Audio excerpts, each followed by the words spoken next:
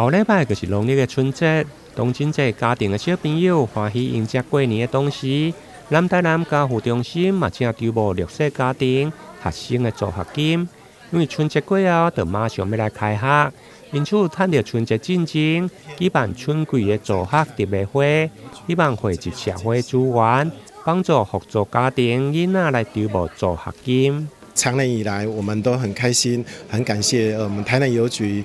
持续支持的南台南家扶中心，对孩子们的念书，在每年的这一个开学之前呢，我们大家一起努力做这一个助学的特卖，那也让我们的孩子们在开学之前，我们可以把南台南家扶中心孩子们所需要的协助的这一个相关的学习费用助学金，我们可以顺利的我们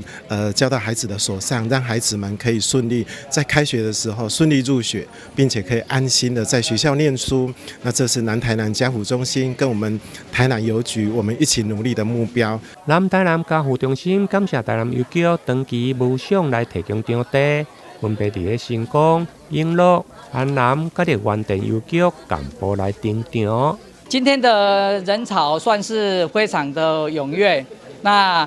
大家都能够踊跃去购买家扶的特卖商品，都是非常的物超所值。